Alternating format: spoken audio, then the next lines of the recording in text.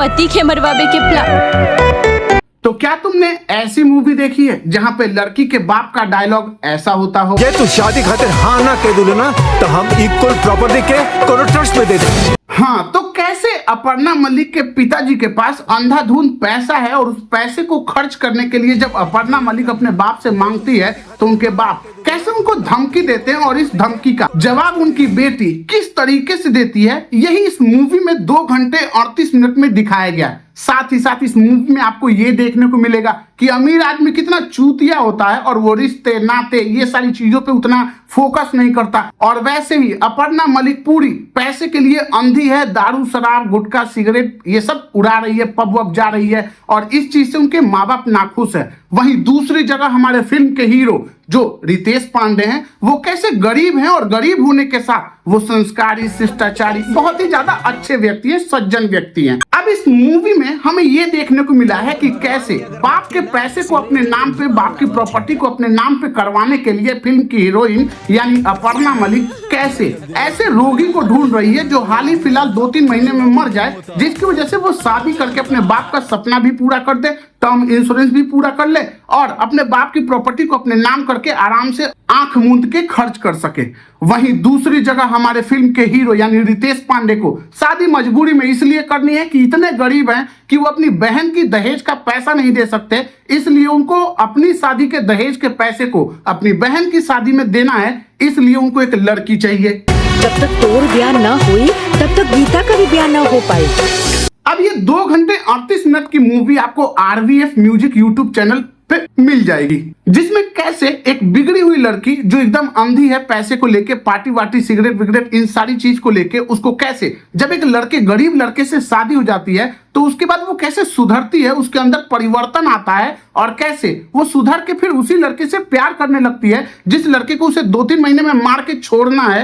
यही आपको ये मूवी सफर करवाती है। साथ ही साथ ये मूवी आपको रिश्तों की अहमियत को समझाने के लिए काफी ज्यादा जोर डालती है और आपको ये भी दिखाती है कि अमीर आदमी कितना चूतिया होता है, वो रिश्तों की कदर नहीं करता, पैसे में अंधा होता है। वहीं पे गरीब आदमी कितना ज्यादा ईमानदार या अच्छे काम करता है, रिश्तों के प्रति काफी ज्यादा कनेक्टेड रहता है। और उसको दिखाया गया एक पति और पत्नी के बीच में कि कैसे एक पत्नी अपने बाप की प्रॉपर्टी को अपने नाम पे करवाने के लिए पति जल्दी मर जाए इसके लिए वो दुआएं मांग रही है और जस्टिफिकेशन कैसे दे रही है उसकी दोस्त कि भाई उसका पति मर गया तो वो श्रृंगार नहीं कर पा रही है, हाथ में चूड़ी नहीं पहन पा रही है, रंगीन साड़ी नहीं पहन पा रही है, लेकिन हाथ में महंगे नेल पॉलिश लगा रही है, आंख में काजल लगा के डायलॉग मार रही है। अरे चूतियो, थोड़ी सी तो मेहनत कर लेते मूवी में, थोड़ी सी उसका नेल पॉलिश उतार लेते, वो जो बाहर के नेल वो एक्सटर्नल चढ़ाते हैं ना फैशनबाजी के लिए, खुजाने के लिए एक्स्ट्रा नेल लगवाते हैं, वो लगवा के वो डायलॉग मार रही है जो मुझे हजम नहीं हो रहा था। और इस तरीके से वो अपने पति की वैल्यू दिखा रही है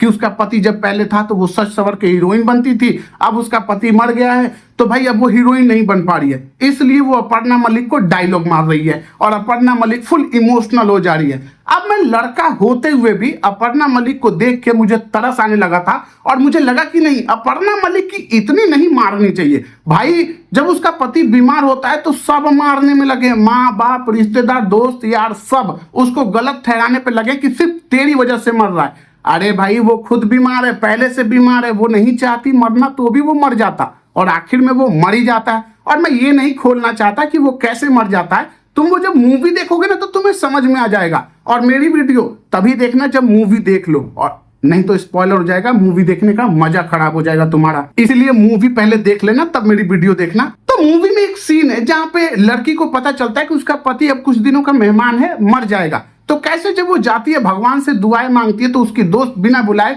उसको ज्ञान देने चली आती है। जो लड़की आज तक किसी का ज्ञान सुनती नहीं थी वो कैसे खड़े खड़े आंख में आंसू लेके उसका ज्ञान सुनती है और उसके मुंह से जो वो ज्ञान के फूल बरस रहे होते हैं ना, वो मेरे दिलों में चुभने लगते हैं कि नहीं, इस लड़की के मुंह से ये डायलॉग बुलवाने की क्या ही जरूरत थी। और डायरेक्टर भाई साहब, अगर आप ये डायलॉग बुलवा भी रहे थे उस लड़की से तो जरा सा फैशन पे भी काम कर लेते, कॉमन सेंस पे नहीं। जो डायलॉग वो मार रही है कि फैशन ये वो फलाना ढिमका, वो खुद ही फैशन मारी हुई है। ये तो वही बात हो गई कि चोर बोल रहा है कि चोरी गलत बात है, चोरी नहीं करनी चाहिए। हिपोक्रेसी की भी सीमा होती है। तो हमने बात कर ली सबसे बड़ी कमियों की। बाकी बात करें मूवी में कमियों की तो और भी कमियां थी। जैसे रितेश पांडे को एक बहुत बड़ी बीमारी है, चाहते तो उस बीमारी को थोड़ा थोड़ा करके सस्पेंस में बना के दिखा सकते थे, लेकिन मूवी ने 2 घंटे बिल्कुल नहीं दिखाया कि वो बीमार है, मरने वाला है या जो भी चीज है। लेकिन एक बैग ऐसी बीमारी दिखाई कि मैं भरोसा ही नहीं कर पाया कि इतना बड़ा सस्पेंस। मेरे गोटे मुंह में आ गए थे कि अच्छा ये कैसे हो गया।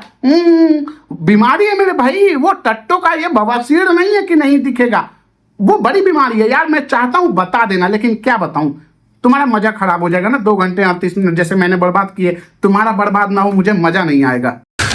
तू समझा? हाँ। नहीं, तू समझा नहीं।